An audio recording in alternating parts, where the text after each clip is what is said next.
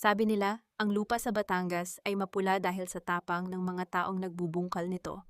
Ngunit para sa akin si Willa, ang pulang kulay na ito ay paalala ng bawat patak ng pawis at luhang ninakaw ng mga taong walang ibang alam kundi ang sumamba sa pera. Sa loob ng maraming taon, itinuring ko ang Hacienda del Mundo na aking tahanan, bahininga. Dito ko ibinaon ang aking kabataan upang protektahan ang mga taong kinalimutan na ng mundo.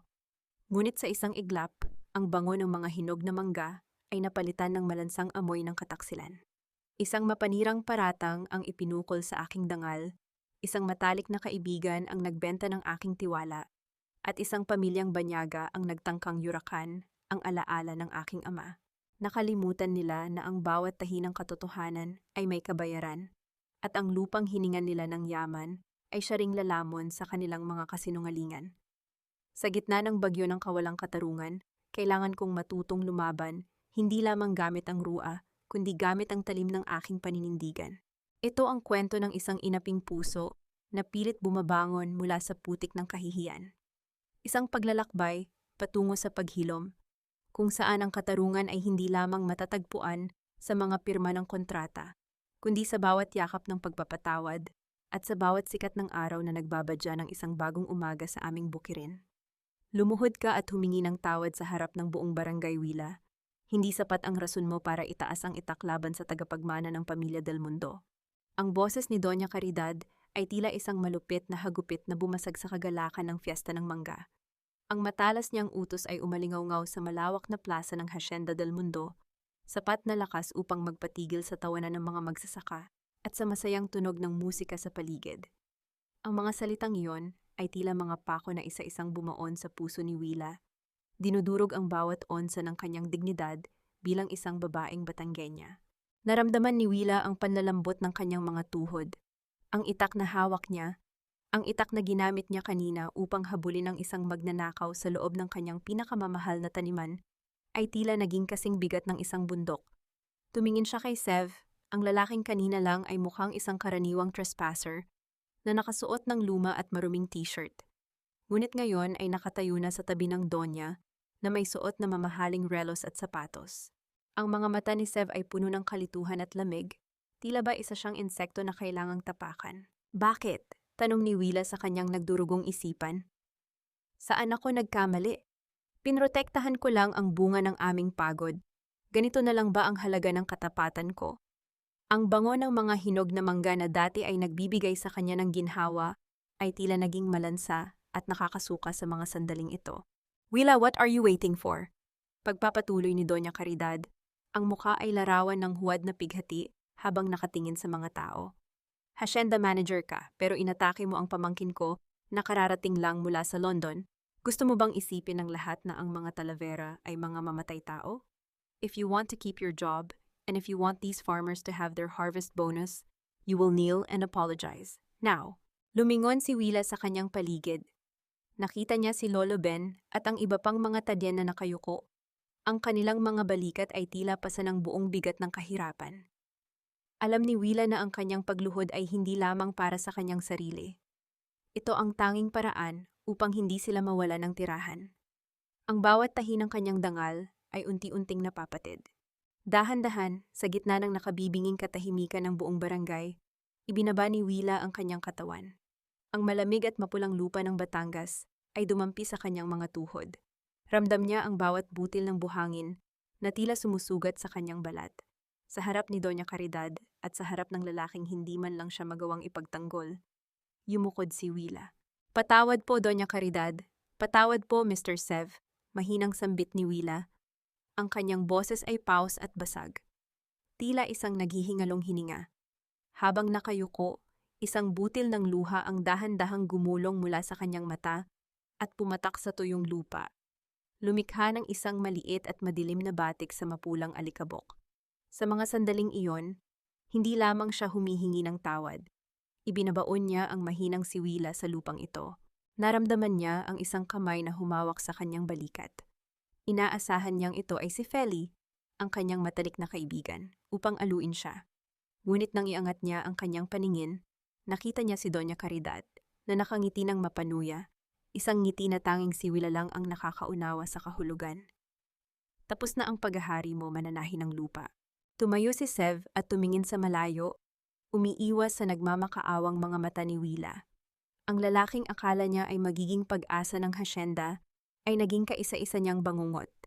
Sa gitna ng papalubog na araw, habang ang mga tao ay dahan-dahang nagsisialisan dala ang bigat ng nasaksihang kahihiyan, naiwan si Willa na mag-isa sa gitna ng plaza.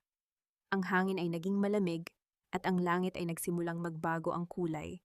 Tila ba nakikisimpatiya sa isang pusong pilit na pinatatahimik. Ngunit sa ilalim ng kanyang pagkakaluhod, ang mga daliri ni Willa ay bumaon ng malalim sa lupa. Ang sakit na nararamdaman niya ay unti-unting nagbabago, mula sa pighati patungo sa isang matigas at nagbabagang galit. Kung kailangang maging kasing tigas siya ng punong mangga upang mabuhay, gagawin niya. Nabalik lamang ang kanyang diwa nang marinig niya ang tunog ng isang sasakyang papalayo. Tumingala siya at nakita ang makintab na itim na SUV ng Pamilya Del Mundo na unti-unting nilalamon ng dilim. Sa loob ng sasakyang iyon, nakita niya ang silweta ni Doña Caridad na may hawak na isang makapal na brown envelope. Ang sobrang naglalaman ng mga orihinal na dokumento ng lupa na itinago ni Willa sa kanyang opisina kaninang umaga. Nanigas ang buong katawan ni Willa. Ang kanyang opisina ay niloob habang siya ay nasa plaza. Ang kaisa-isang armas na hawak niya laban sa pagbebenta ng hasyenda ay wala na sa kanyang mga kamay. Ang lupa ay hindi nagsisinungaling, Mr. Sev. Ang mga tao lang na nakatapak sa ibabaw nito ang marunong gumawa ng kwento. Ang boses ni Willa ay kasing lamig ng hamog sa madaling araw habang binibitawan niya ang mga salitang ito. Nakatayo siya sa gitna ng malawak na bodega, ang kanyang mga kamay na may mga galos mula sa pagkakasubasob sa lupa kahapon ay abala sa pag-aayos ng mga sako ng bagong pitas na mangga. Hindi niya tinitingnan ang lalaking nakatayo sa may pintuan, si Sev, na ngayon ay tila isang estranghero sa sarili niyang lupain. Naramdaman ni Sev ang isang kakaibang kirot sa kanyang dibdib. Simula nang maganap ang kahihiyan sa plaza, hindi na mawala sa kanyang isipan ang imahe ng pagluhod ni Willa. Akala niya ay makakakita siya ng galit o puot sa mga mata ng babae. Ngunit ang tanging nakita niya ay ang isang malalim at matibay na paninindigan. Ang bawat kilos ni Willa sa loob ng bodegang iyon ay puno ng ritmo at pagmamahal sa trabaho. Isang bagay na hindi niya nakita sa mga ulat na ipinapadala sa kanya sa London. Willa, tungkol sa nangyari kahapon, I didn't mean for it to go that far. Panimula ni Sev. Ang kanyang Taglish na pananalita ay halatang banyaga sa pandinig ng mga tadyan na kanina pa nakikinig sa paligid. Sabi ni Tita Caridad, "You've been mismanaging the crops, pero bakit parang ang laki ng respeto ng mga tao sa'yo?" Tumigil si Willa sa kanyang ginagawa. Dahan-dahan niyang ipinunas ang kanyang maruming palad sa kanyang pantalon at hinarap ang lalaki. Ang respeto, Mr. Sev, ay hindi hinihingi o binibili. Itinatanim iyan kasama ng mga binhi at dinidilig ng pawis sa loob ng maraming taon. Ang ulat ni Doña Caridad ay papel lamang, pero ang sikmura ng mga tadyan dito ang magsasabi sa inyo kung sino ang nagsasabi ng totoo. Habang nagsasalita si Willa, napansin ni Sev ang isang maliit na piraso ng tela na nakasabit sa gilid ng isang kahon ng prutas. Ito ang kaisang-isang bagay na naiwan ni Willa sa plaza kahapon. Isang puting panyo na may bordang maliliit na bulaklak sa gilid, gawa ng mga kamay na halatang sanay sa paghawak ng karayom at sinulid. Dahan-dahang pinulot ni Sev ang panyo. Ramdam niya ang amoy ng sampagita at tuyong lupa na kumapit dito. Nagparamdam sa kanya na sa likod ng matapang na balat ni Willa ay may isang pusong marunong ding masaktan. Umiwas ng tingin si Sev at tinalikuran ng dalaga. Naglakad-lakad siya patungo sa main house ng hasyenda, pilit na iniintindi ang dalawang magkaibang mundong nasa harap niya. Ang marangyang kwento ng kanyang tiyahin at ang mapait na katotohanan ng mga magsasaka. Nang makarating siya sa opisina ni Doña Caridad, napansin niyang bukas ang pintuan nito. Walang tao sa loob, ngunit ang amoy ng matapang na sigarilyo ay nananatili pa rin sa hangin. Lalabas na sana siya nang mahagip ng kanyang mata ang basurahan sa gilid ng mesa. May mga piraso ng papel na punit-punit, tila ba sadyang winasak upang hindi na mabasa. Dala ng isang hindi maipaliwanag na hinala, dahan-dahang lumuhod si Sev at kinuha ang mga piraso ng papel. Pinagtabi-tabi niya ang mga ito sa ibabaw ng mesa. Ang kanyang puso ay nagsimulang tumibok nang mabilis nang mabasa niya ang mga salitang nandoon. Isa itong discrepancy report tungkol sa ani ng mangga, ang tunay na bilang ng mga sako na ipinadala sa Manila, na halos doble ang dami kaysa sa nakasulat sa opisyal na ledger na ipinakita sa kanya ni Doña Caridad noong isang araw. Naramdaman ni Sev ang panlalamig ng kanyang mga daliri. Kung totoo ang ulat na ito, ibig sabihin ay ninanakawan ni Doña Caridad ang sarili nilang kumpanya at si Willa ang ginagawa nitong panakipbutas. Eksaktong sa sandaling iyon, narinig niya ang tunog ng pagpihit ng doorknob. Ang marahan at elegante ngunit mapanganib na yabag ni Doña Caridad ay papalapit na sa loob ng silid. Mabilis na itinago ni Sev ang mga piraso ng papel sa kanyang bulsa. Ang kanyang hininga ay tila naputol sa tindi ng kaba. Sabi nila, barako ang mga taga Batangas. Pero kahit ang pinakamatapang na barako, may luhang itinatago sa bawat pawis na pumapatak.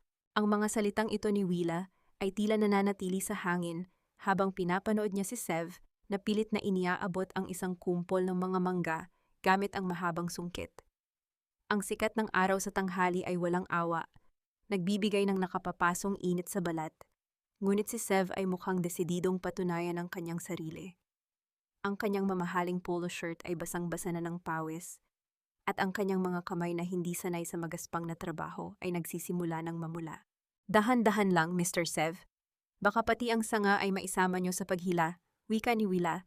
May bahid ng biro sa kanyang boses, ngunit ang kanyang mga mata ay nananatiling mapagmasid. Lumapit si Willa at hinawakan ang dulo ng sungkit upang itama ang posisyon nito. Sa isang maingat at mabilis na galaw, nakuha nila ang bunga ng hindi ito sumasabit. Sa sandaling iyon, ang kanilang mga balat ay panandaliang nagdikit. Isang dampi na tila may dalang kuryente na nagpatigil sa tibok ng puso ni Willa ng isang saglit. Mabilis siyang lumayo at kinuha ang mga mangga upang ilagay sa basket. Nang sumapit ang oras ng pananghalian, dinala ni Willa si Sev sa ilalim ng isang dambuhalang punong mangga na nagbibigay ng malawak na anino. Inilabas ni Willa ang kanyang binalot, kanin at pritong tuyo na nakabalot sa dahon ng saging, may kasamang hiniwang kamatis at bagoong. Ito lang ang kaya naming ipakain sa inyo rito, Mr. Sev. Malayo ito sa mga steak na kinakain niyo sa London, ani Willa habang iniaabot ang kalahati ng pagkain sa lalaki. Kinuha ito ni Sev at nagsimulang kumain gamit ang kanyang mga kamay, isang bagay na hindi akalain ni Willa na gagawin ng isang Del Mundo. Masarap siya, Willa. May kung anong lasa na hindi mo matatagpuan sa kahit anong restaurant. Habang kumakain, naging malalim ang kanilang usapan.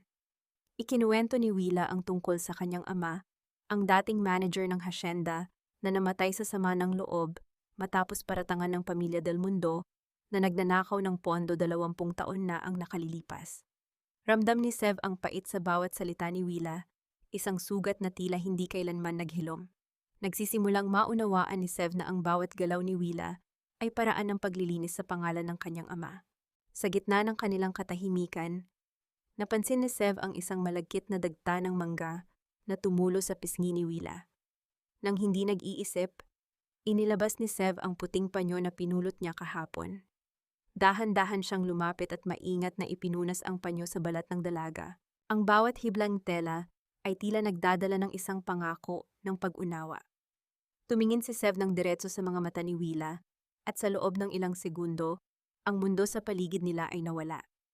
Ang bango ng sampagita mula sa panyo ay humalo sa amoy ng tuyong lupa at sariwang bunga, kung saan ang dalawang pusong galing sa magkaibang mundo ay nakahanap ng isang munting tulay ng kapayapaan.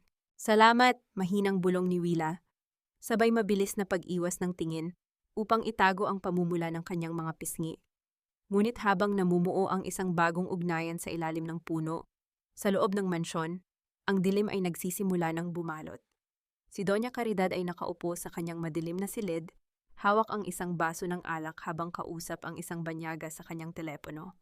Don't worry, Mr. Thompson. The contract for the casino resort is almost ready. Malamig na wika ng matanda.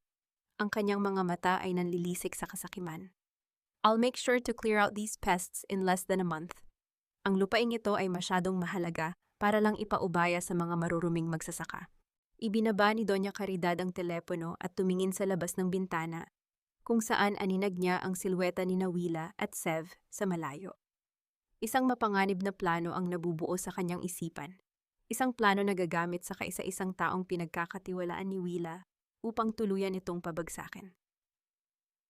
Willa, baka pwedeng pagbigyan na natin si Doña Caridad para na rin sa kaligtasan nating lahat. Ang mga salitang iyon ni Feli ay tila isang malamig na hanging dumaan sa pagitan nilang dalawa habang abala sila sa loob ng maliit na opisina ng hasyenda. Bahagyang natigilan si Willa sa pag-aayos ng mga dokumento sa kanyang mesa. Tiningnan niya ang kanyang matalik na kaibigan, ang babaeng kasama niya sa lahat ng hirap at saya mula pa nung bata sila. Nakita ni Willa ang pamumutla sa mukha ni Feli at ang hindi mapakaling paglalaro ng mga daliri nito sa laylayan ng kanyang suot na blusa. Feli, anong sinasabi mo? Mahinang tanong ni Willa. Ang boses ay puno ng pagtataka. Alam mong kapag ibinigay natin ang mga susach na ito, mawawala ng proteksyon ang mga tadyen. Doña Caridad will sell this land to those casino investors and everyone will be homeless. Bakit ka sumusuko? Umiwas ng tingin si Feli. Ramdam niya ang bigat ng isang lihim na dahan-dahang dumudurog sa kanyang dibdib. Isang gabi na ang nakalilipas, lihim siyang ipinatawag ni Doña Caridad sa mansyon. Naalala pa ni Feli ang matikas at mapanghusgang anyo ng matanda habang nakaupo sa harap ng isang tumpok ng mga bill mula sa ospital. Mga bayarin para sa operasyon ng ama ni Feli na dumanas ng malubhang sakit sa puso. I paid for your father's surgery, Feli. Ang malamig na boses ni Doña Caridad ay tila isang tanikala na nakapulupot sa leeg ng kaibigan ni Willa. Nasaan ang utang na loob mo? Isang simpleng pabor lang ang hinihingi ko. Ibigay mo sa akin ang mga tunay na records na itinago ni Willa at burado na ang lahat ng utang ng pamilya mo. Kung hindi, sisiguraduhin kong hindi na kayo makakatapak muli sa kahit saang ospital sa Batangas. Bumalik ang diwa ni Feli sa kasalukuyan nang hawakan ni Willa ang kanyang kamay. Ang init ng palad ng kanyang kaibigan ay tila isang sampal sa kanyang konsensya. Willa, I'm just scared. Doña Caridad is powerful. Baka pati ikaw, mapahamak na ng tuluyan. Pilit na pagdadahilan ni Feli, ang kanyang boses ay nanginginig sa takot at pag-aalinlangan. Huwag kang mag-alala, Feli. Nandyan si Sev. I think he's starting to see the truth.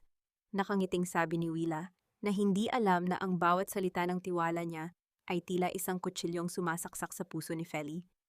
Basta magkasama tayo, hindi nila tayo matitibag. Nang sumapit ang malalim na gabi, ang katahimikan sa Hacienda del Mundo ay nababalot ng isang mapanganib na misteryo. Ang tanging naririnig ay ang mahinang huni ng mga kuliglig at ang pagaspas ng mga dahon ng mangga sa ilalim ng liwanag ng buwan. Dahan-dahang lumabas si Feli mula sa kanyang maliit na silid.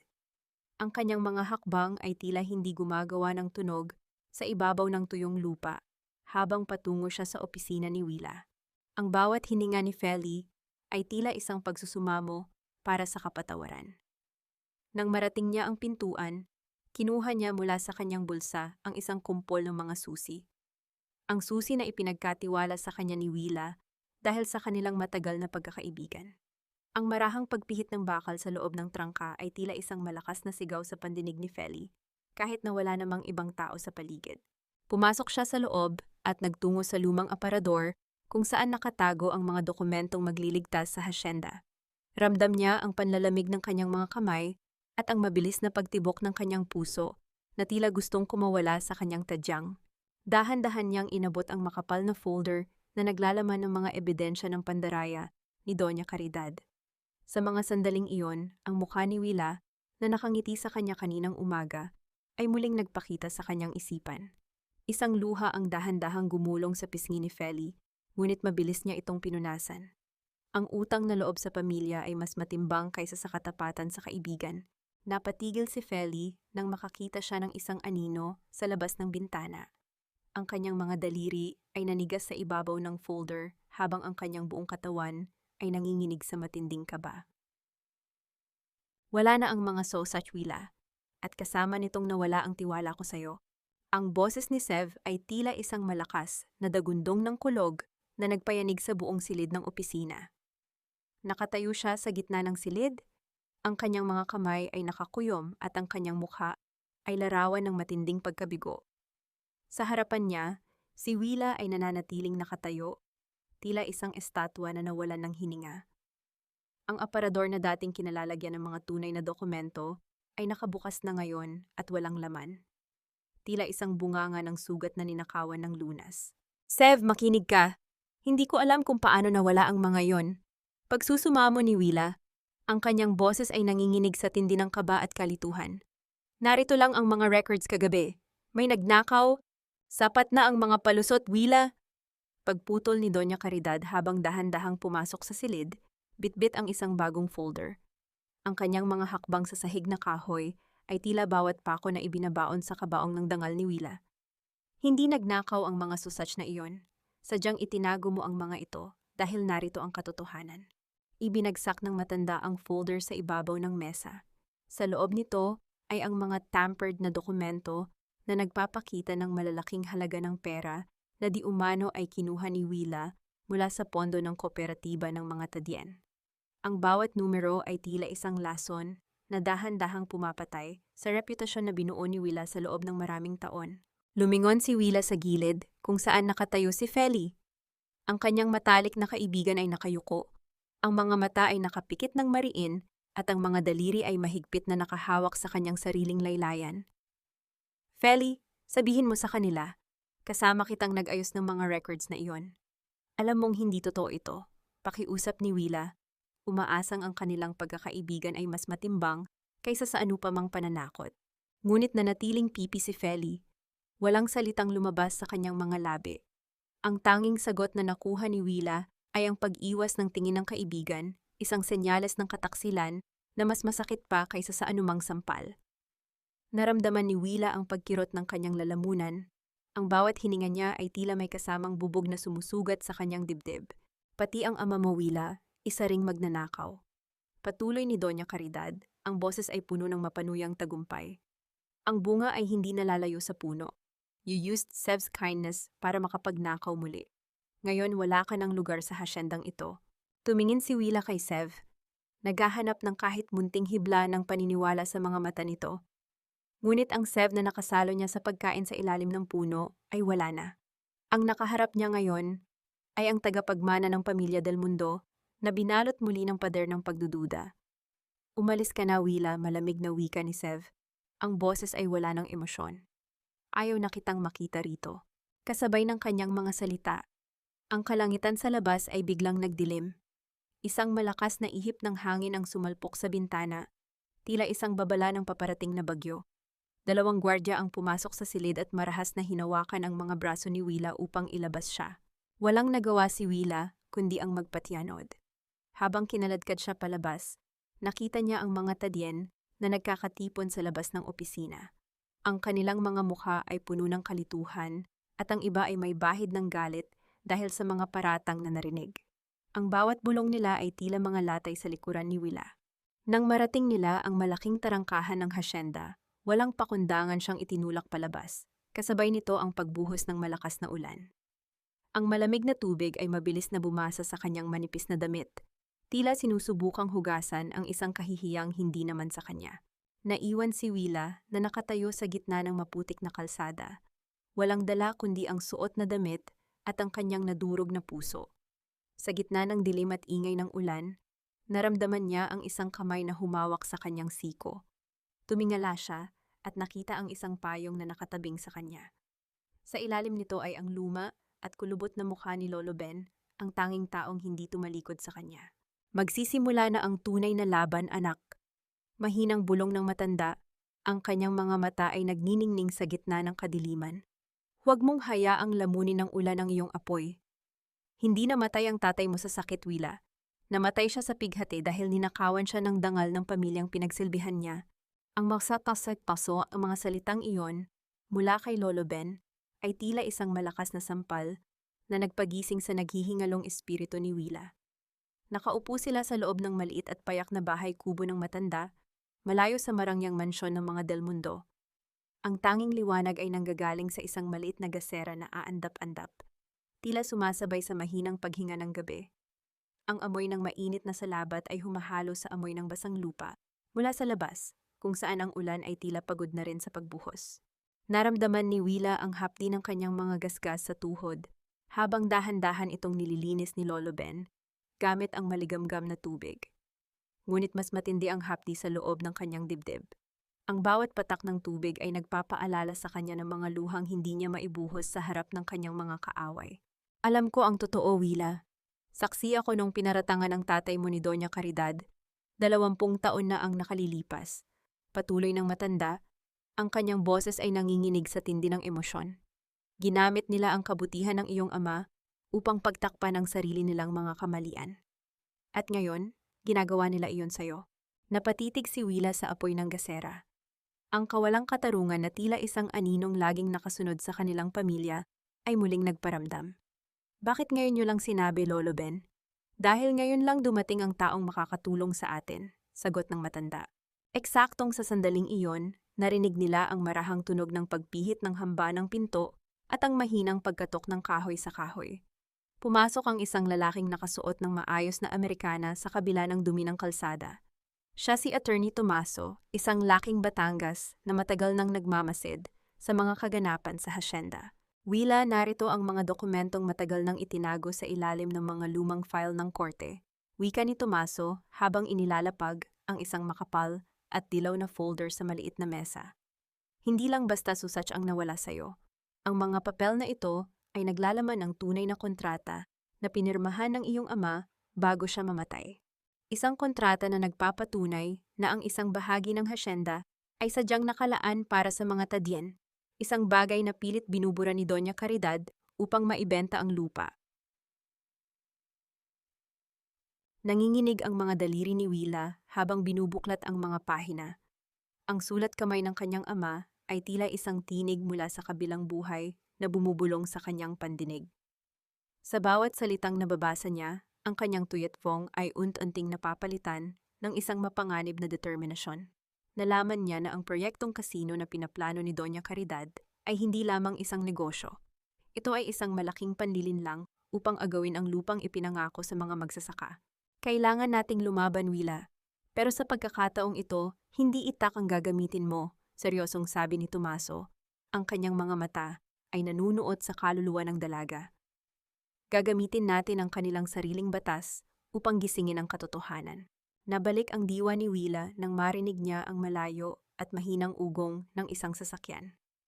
Sumilip siya sa maliit na bintana at nakita ang isang pamilyar na anino sa ilalim ng punong mangga sa di kalayuan.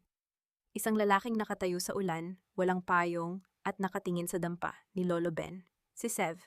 Ramdam ni Willa ang mabilis na pagtibok ng kanyang puso. Galit man siya sa lalaki dahil sa kawalan nito ng tiwala. May isang bahagi ng kanyang puso ang nais sumigaw at itanong kung bakit ito naroon. Ngunit bago pa siya makakilos, nakita niya ang paglabas ni Doña Caridad mula sa dilim, bitbit ang isang flashlight na itinapat nito sa mukha ni Sev. Tila ba sinisita ang pamangkin sa pagpunta sa lugar na iyon. Sev, anong ginagawa mo rito? Let's go back to the mansion. Hindi mo dapat dinudungisan ang sapatos mo sa putikang ito. Ang maririnig na boses ng matanda mula sa labas, puno ng awtoridad at gaslighting. Tumingin si Willa sa folder na nasa kanyang harap. Ngayon ay alam na niya ang dahilan kung bakit kailangang mamatay ang kanyang ama at kung bakit kailangan siyang palayasin. Ang injustice engine sa loob ng kanyang dibdib ay nagsimulang mag-apoy ng mas matindi. Hindi na siya ang Willa na luluhod sa putik. Siya na ang bagyong sisingil sa bawat luhang pumatak sa lupang ito. Tita, ang hasyenda ay hindi isang sugalan. Bakit may mga blueprint ng kasino sa mesa mo? Ang boses ni Sev ay nanginginig, hindi dahil sa takot, kundi dahil sa matinding puot na nagsisimulang bumalong sa kanyang dibdib. Nakatayo siya sa loob ng madilim na silid-aklatan ng mansyon.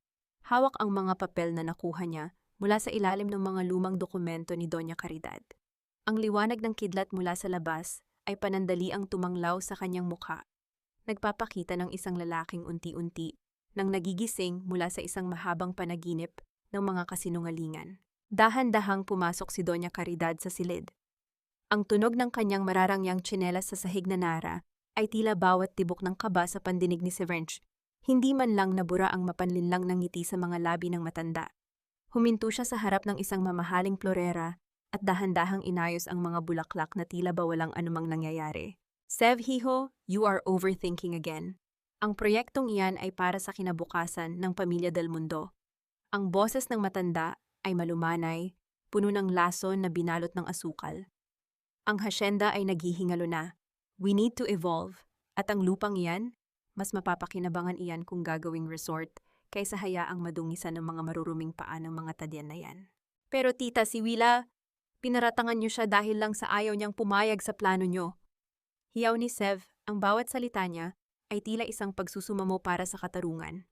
Naniwala ako sa inyo, I turned my back on the only person who truly cared for this land. Tumawa ng mahina si Doña Caridad, isang tawang tuyo at walang kaluluwa. Nabulag ka lang ng ganda ng babaeng iyon, Sev. Don't be so dramatic. Bukas, pagkatapos mapirmahan ang kontrata, ang lahat ng ingay na ito ay mawawala rin. At ang Willa na yan? Mananatili siyang isang magnanakaw sa paningin ng batas. Hindi na nakapagsalita si Sev. Nilagpasan niya ang kanyang tiyahin at mabilis na lumabas ng mansyon. Dinala siya ng kanyang mga paa patungo sa dampa ni Lolo Ben sa dulo ng hasyenda. Ngunit bago pa man siya makalapit, napahinto siya sa ilalim ng isang dambuhalang punong mangga. Mula sa malayo, nakita niya si Willa na nakatayo sa labas ng kubo, kausap ang isang lalaking nakasuot ng Amerikana. Nakita ni Sev kung paano hinawakan ng lalaki ang balikat ni Willa sa isang paraan na tila ba ito ang tanging sandigan ng dalaga. Isang matinding kurot ng selos ang naramdaman ni Sev, ngunit mabilis itong nalamon ng mas matinding pagsisisi.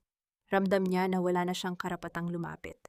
Ang pader na itinayo ng kanyang pagdududa ay mas mataas pa sa anumang bakod ng hasyenda. Patawarin mo ako, Willa! Bulong ni Sev sa hangin, ang kanyang boses ay lunod na sa ingay ng mga dahon. Samantala, sa loob ng mansyon, bumalik si Doña Caridad sa kanyang mesa. Kinuha niya ang kanyang telepono at may dinial na numero. Ang kanyang mga mata ay nanlilisik sa determinasyong hindi hayaang masira ang kanyang mga plano. Mr. Thompson, I want the signing ceremony to happen tomorrow at dawn. Malamig na utos ng matanda. Wala nang hihintayin pa. Gawin nating legal ang lahat bago pa magising ang konsensya ng pamangkin ko. Ibinaba niya ang telepono at mabilis na uminom ng alak.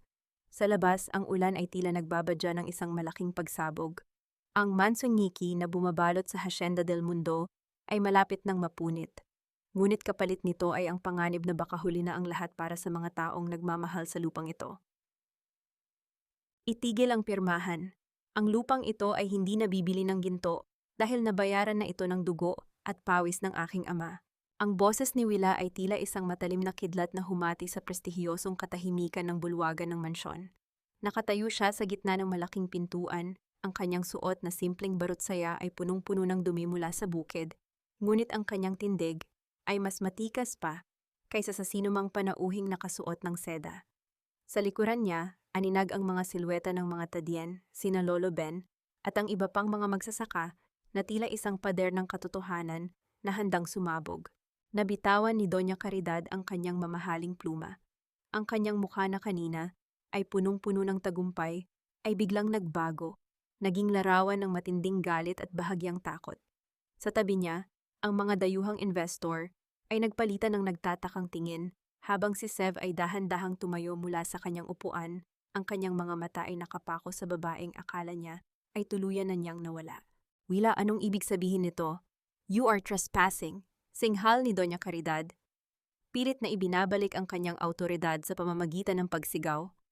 Guards, ilabas ang babaeng ito. She's mentally unstable, hindi niya alam ang sinasabi niya. Ang tanging hindi matatag dito, Doña Caridad, ay ang inyong mga kasinungalingan. Kalmadong sagot ni Willa habang dahan-dahang naglalakad patungo sa hapag ng pirmahan. Inilapag niya ang mga dokumentong nakuha nila ni Attorney Tomaso sa ibabaw ng kontrata ng kasino. Narito ang orihinal na mapa ng irigasyon at ang huling testamento ng lolo ni Severna. Isang dokumentong sadyang itinago niyo sa loob ng 20 taon dahil nakasaad dito na ang Hacienda del Mundo ay hindi pwedeng ibenta. Dahil ang lupaing ito ay ipinamana sa mga taong nagbubungkal nito. Papata. Naramdaman ni Sev ang panlalamig ng kanyang buong pagkatao. Kinuha niya ang dokumento at binasa ang bawat titik. Ang bawat salitang nakasulat doon ay tila isang sampal sa kanyang pagiging huli sa katotohanan. Tiningnan niya ang kanyang tiyahin at sa unang pagkakataon, nakita niya ang lamat sa maskara ng matanda. Tita, is this true? Kaya niyo ba pinaratangan ang tatay ni Willa noon? Is it because he found out about this? Ang boses ni Sev ay mababa ngunit puno ng panganib. Sev, don't believe her. Fake ang mga papeles na yan. Hysterical na sagot ni Caridad. Ang kanyang mga kamay ay nagsisimula ng manginig. Eksaktong sa sandaling iyon, pumasok si Feli sa bulwagan. Ang kanyang mga mata ay namumula sa iyak at ang kanyang mga kamay ay mahigpit na nakakapit sa isang maliit na digital recorder. Lumapit siya kay Willa at humingi ng tawad sa pamamagitan ng isang tingin na puno ng pagsisisi. Ipinindot ni Feli ang recorder at ang boses ni Doña Caridad ay umalingaw sa buong silid. Ang usapan kung paano niya binayaran si Feli upang itago ang mga tunay na susach at kung paano niya planong palayasin ang mga tadyan nang walang kahit isang kusing. Ang katahimikan sa loob ng mansyon ay naging nakabibingi. Ang bawat panauhin ay tila naging estatwa. Ang injustice engine na nagpapatakbo sa galit ni Willa sa loob ng maraming taon ay sa wakas ay nakahanap ng kanyang hantungan. Ang hustisya ay hindi na lamang isang pangarap. Ito ay isa ng katotohanang nakahain sa harap ng lahat. Tumingin si Willa kay Sev. Nakita niya ang luhang dahan-dahang gumulong sa pisngi ng lalaki. Sa gitna ng kaguluhang ito, naganap ng dahan-dahang lumapit si Sev kay Willa. Kinuha ang kanyang maruming kamay at hinalikan ito sa harap ng lahat. Isang simbolo ng pagkilala sa kanyang pagkakamali at sa dangal ng babaeng nasa harap niya. I'm sorry, Willa. I'm so sorry, bulong ni Sev. Sapat na lakas upang marinig ng lahat. Dahan-dahang kinuha ni Sev ang makapal na kontrata ng casino resort. Tiningnan niya ang mga investor na kanina ay nginingitian niya. Sa isang marahas ngunit determinadong pagkilos, hinawakan niya ang magkabilang dulo ng papel. Ang tunog ng pagkapunit ng makapal na dokumento ay umalingaw sa buong bulwagan. Tila isang batingaw na nagdedeklara ng kalayaan ng Hacienda del Mundo. Ngunit bago pa man makapagsalita si Willa, ang mga ilaw sa loob ng mansyon ay biglang namatay. Sa gitna ng kadiliman, isang malakas na hiyaw ang narinig mula sa kinaroroonan ni Doña Caridad, kasunod ang tunog ng mabilis na mga yabag na papalayo. Hindi kita kayang patawarin para sa sarili ko, Feli. Pinapatawad kita dahil ayaw ko nang bitbitin ang bigat ng kataksilan mo sa bawat pagpikit ng aking mga mata sa gabi. Ang mga salitang ito ni Willa ay dahan-dahang lumabas sa kanyang mga labi habang nakatitig siya sa kanyang matalik na kaibigan sa ilalim ng aandap-andap na liwanag ng emergency lights ng mansyon. Sa gitna ng kaguluhan kanina, nahuli si Doña Caridad ng mga tadyan sa likurang bahagi ng hasyenda. Bitbit ang isang maliit na bag na puno ng mga alahas at pera. Ngunit para kay Willa, ang tunay na bagyo ay hindi ang pagtakas ng matanda, kundi ang pagkawasak ng isang pagkakaibigang akala niya ay kasing tibay ng mga ugat ng punong mangga. Nakaluhod si Feli sa harap ni Willa. Ang kanyang mukha ay basang-basa ng luha at ang kanyang mga balikat ay nayayanig sa matinding pagsisisi. Ramdam ni Willa ang hapdi sa kanyang puso, isang uri ng hapdi na hindi kayang lunasan ng kahit anong katarungan.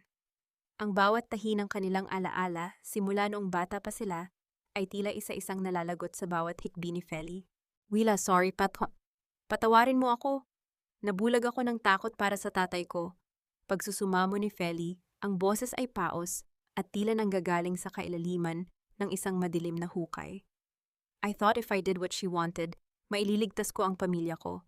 Hindi ko alam na mas malaking buhay ang sisirain ko. Dahan-dahang lumapit si Willa at hinawakan ang nanginginig na kamay ni Feli. Ngunit hindi ito ang dating mahigpit na hawak ng pagtitiwala. Ito ay isang marahang haplos ng pamamaalam. Ang utang na loob, Feli, ay hindi dapat binabayaran ng kataksilan. Ang pagmamahal mo sa tatay mo ay hindi dahilan para ibaon mo ang buhay ng daan-daang tadyan na umaasa sa akin. Sa gilid ng bulwagan, nakatayo si Sev. Pinagmamasdan ang dalawang babaeng biktima ng kasakiman ng sarili niyang pamilya. Lumapit siya ng dahan-dahan. Ang kanyang mga hakbang ay maingat, tila natatakot na mabasag ang marupok na katahimikan sa pagitan ng dalawang magkaibigan. Ang bawat patak ng ulan sa labas ay tila sumasabay sa paghupa ng emosyon sa loob ng mansyon. Sev, anong mangyayari kay Tita Caridad? Mahinang tanong ni Willa, hindi inaalis ang tingin sa lupang nabahiran ng kanilang mga luha. Nasa kamay na siya ng mga otoridad, Willa. I will make sure na pagbabayaran niya ang lahat ng ginawa niya sa pamilya niyo at sa hasyendang ito. Seryosong sagot ni Sever. Tumingin siya kay Feli na ngayon ay dahan-dahan ng tumayo. As for you, Feli, ang batas ang magpapasya sa naging papel mo rito. But Wila's forgiveness is something I didn't expect you'd get so soon. You are lucky to have a friend like her. Tumalikod si Feli at dahan-dahang naglakad palabas ng mansyon, pasan ang bigat ng kanyang sariling konsensya. Naiwan sina Wila at Sev sa gitna ng malawak na bulwagan. Ramdam ni Wila ang pagod na tila dahan-dahang lumulubog sa kanyang mga buto. Ang tagumpay ay may kasamang pait. Isang lasa ng pakla na tila hindi maalis-alis sa kanyang lalamunan. Dahan-dahang lumapit si Sev kay Wila. Hindi siya nagsalita, sa halip ay inilabas niya ang puting panyo na lagi niyang dala. Maingat niyang pinunasan ang mga tuyong luha sa pisngi ni Wila, puno ng paghilom at tahimik na pangako. Hindi ko alam kung paano sisimulan ang paghingi ng tawad, Wila, bulong ni Sev. Ang boses ay puno ng katapatan. I was an outsider who thought he knew everything. I almost destroyed the soul of this land because I listened to the wrong person. Tumingin si Wila sa labas ng bintana, kung saan ang unang sikat ng araw ay dahan-dahang sumisilip sa likod ng mga ulap. Ang Hacienda del Mundo ay tila nagigising mula sa isang mahabang bangungot. Ang bango ng basa at mapulang lupa ay muling nangingibabaw. Nagbabadya ng isang bagong simula. Ang lupa, Mr. Sev, ay laging marunong magpatawad. Hanggat may nag-aalaga rito, laging may pag-asang sisibol. Nakangiting sabi ni Wila, bagamat may bahid pa rin ng lungkot sa kanyang mga mata. Pero sa pagkakataong ito, hindi na Del Mundo ang magpapatakbo sa amin. Patatakbuhin natin ito ng sabay-sabay. Tumango si Sev, ramdam niya ang bigat ng responsibilidad na ngayon ay kaisa na niya si Wila. Ngunit sa likod ng kanilang pag-uusap, hindi nila napansin ang pagdating ni Attorney Tomaso na may dalang isang lumang itim na briefcase. Ang kanyang mukha ay seryoso, tila may isa pang lihim na kailangang buksan. Isang lihim na hindi lang tungkol sa lupa, kundi tungkol sa tunay na pagkatao ng ama ni Wila na hindi pa nila alam. Ang pinakamagandang ani ay hindi ang mga manggang kulay ginto, kundi ang kalayaang makatayo sa sariling lupa nang walang takot. Ang boses ni Wila ay tila isang malumanay na awit na humahalo sa ihip ng preskong hangin ng Batangas. Nakatayo siya sa tuktok ng burol, tanaw ang buong lawak ng Hacienda del Mundo. Lumipas ang ilang buwan mula nang maganap ang bagyo ng Kataksilan. Ngayon, ang bawat puno ng mangga ay muling hitik sa bunga. Ngunit sa pagkakataong ito, ang kanilang bango ay hindi na nahahaluan ng lason ng kasakiman. Ang hacienda ay hindi na lamang pag-ari ng isang pamilya. Sa tulong ni Attorney Tomaso, naibunyag na ang huling hiling ng lolo ni Sev ay gawing kooperatiba ang lupain. Ang bawat tadya na dati ay yumuyukod sa takot, ay kasosyo na ngayon sa bawat butil ng biyayang nagmumula sa lupa. Nakita ni Wila si Lolo Ben sa malayo. May bitbit na basket at may ngiting abot langit habang kausap ang mga mas batang magsasaka. Ang kapayapaang ito ang kaisa-isang hiling ng kanyang ama na sa wakas ay natupad na. Naramdaman ni Wila ang marahang tunog ng mga yabag sa damuhan sa kanyang likuran. Hindi niya kailangang lumingon upang malaman kung sino ito. Ang amoy ng tuyong dahon at ang pamilyar na init ng presensya nito ay sapat na. Wila, everyone is waiting sa baba. The first harvest celebration of the cooperative is about to start, wika ni Sev. Ang kanyang boses ay wala na ang lamig ng London, puno na ito ng gasgas ng buhay sa bukid. Dahan-dahang lumingon si Wila. Nakita niya si Sev na nakasuot ng simpleng kamiseta at maong, ang kanyang sapatos ay nababalutan ng mapulang alikabok ng Batangas. Hindi na siya ang banyagang tagapagmana na seryoso at malayo ang loob. Ngayon si Sev ay isa ng lalaking natutong magmahal sa lupang kanyang tinatapakan. Mr. Sev, mukhang sanay na kayo sa init ng araw, nakangiting biro ni Wila, bagamat ang kanyang mga mata ay nagniningning sa paghanga. Please just call me Sev. I told you wala na ang mister sa pagitan nating dalawa, tugon ni Sev habang lumalapit. Inabot niya kay Wila ang puting panyo na lagi niyang itinatago. I think it's time na ibalik ko na ito sa'yo. It has served its purpose. It kept me grounded nung mga panahong lito pa ako. Kinuha ni Wila ang panyo, ang bawat tahi ng bordarito ay nagpapaalala sa kanya ng lahat ng kanilang pinagdaanan. Ang pait, ang pakla, at ang tamis ng katotohanan. Hinawakan ni Sev ang kanyang kamay, isang haplos na hindi nagmamadali, isang hawak na puno ng pangako ng paghilom. Tita Caridad's trial is moving forward, Wila, and Feli, I heard she's working now sa isang maliit na tindahan sa probinsya. Maybe someday you can find it in your heart to truly let go, mahinang sabi ni Sev. Tila binabasa ang bawat tibok ng puso ng dalaga. Tumingin si Willa sa papalubog na araw na nagbibigay ng kulay ginto sa buong hasyenda. Ang pagpapatawad, Sev, ay parang pagtatanim. Hindi ito pwedeng ipilit. Kailangan itong hintaying sumibol sa sarili nitong panahon. Pero sa ngayon, sapat na sa akin na malaya na kami. Namayani sa pagitan nilang dalawa habang pinagmamasdan ang kagandahan ng kalikasan. Walang malalaking pangako ng kasal o marangyang yaman, kundi ang isang tahimik na ugnayang binuo sa ibabaw ng katapatan. Naramdaman ni Willa ang bigat ng kanyang nakaraan na dahan-dahang lumilipad kasabay ng hangin. Dinala ni Sev si Willa pababa ng burol upang makisalo sa mga tadyan. Habang naglalakad sila ng magkahawak kamay, narinig nila ang masayang hiyawan ng mga tao at ang tunog ng tawanan na sumasabay sa dapit hapon. Ang Hacienda del Mundo ay hindi na lamang isang lupain ng mga lihim. Ito na ang tahanan ng mga pusong natutong lumaban, nagpatawad, at sa wakas, ay nakauwi na sa kanilang sariling langit sa lupa. Handa ka na ba sa bagong kabanata, Willa? Tanong ni Sev bago sila tuluyang makahalo sa karamihan. Higit pa sa handa, Sev, dahil sa pagkakataong ito, tayo na ang nagsusulat ng sarili nating tadhana, masayang sagot ni Willa. At sa ilalim ng mga punong mangga na naging saksi sa lahat, ang bagong umaga ay nagsimulang magningning, bitbit ang pangako ng isang buhay na puno ng katarungan at tunay na pag-ibig. Ang bawat sugat ay may sariling panahon ng paghilom, at ang bawat lupang nadungisan ng kasinungalingan ay muling lilinisin ng ulan ng katotohanan. Lumipas ang 2 taon mula nang mapunit ang kontrata ng kasino na sana ay wawasak sa Hacienda del Mundo. Ngayon, ang bango ng mga bulaklak ng mangga ay tila isang banal na insenso na bumabalot sa buong Batangas. Ang hasyenda ng mga lihim ay wala na. Ang pumalit dito ay ang kooperatiba ng pag-asa, kung saan ang bawat magsasaka ay hindi na muling yumuyukod sa takot, kundi tumatayo ng may dangal bilang may-ari ng kanilang pinaghihirapan. Sa loob ng isang maliit na opisina, na puno ng liwanag ng sikat ng araw, dahan-dahang inayos ni Willa ang mga papeles sa kanyang mesa. Sa tabi ng kanyang computer ay nakalagay ang isang nakakwadrong larawan ng kanyang ama.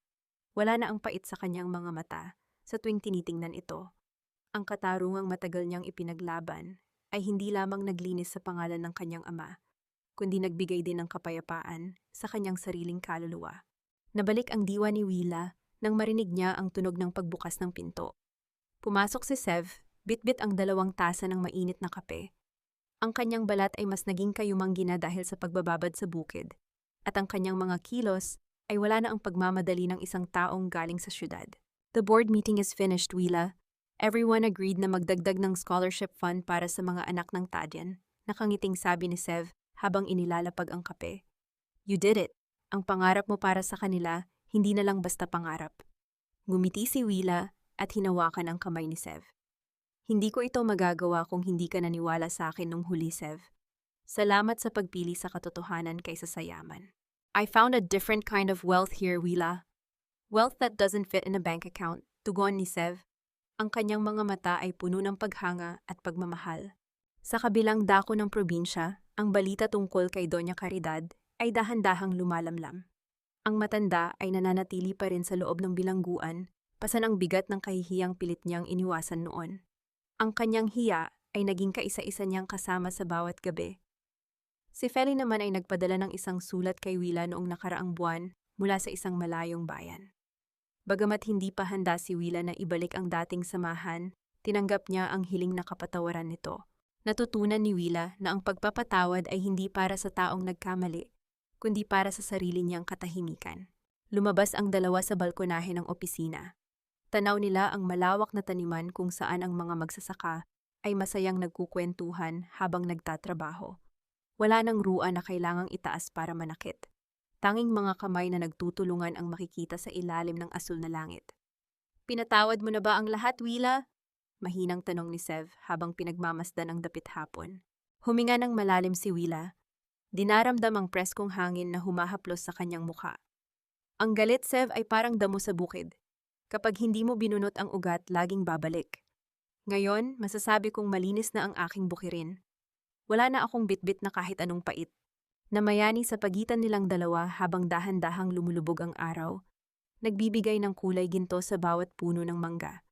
Ang paglalakbay ni Willa ay nagsimula sa isang sigaw ng kawalang katarungan, ngunit nagtapos sa isang tahimik na awit ng tagumpay.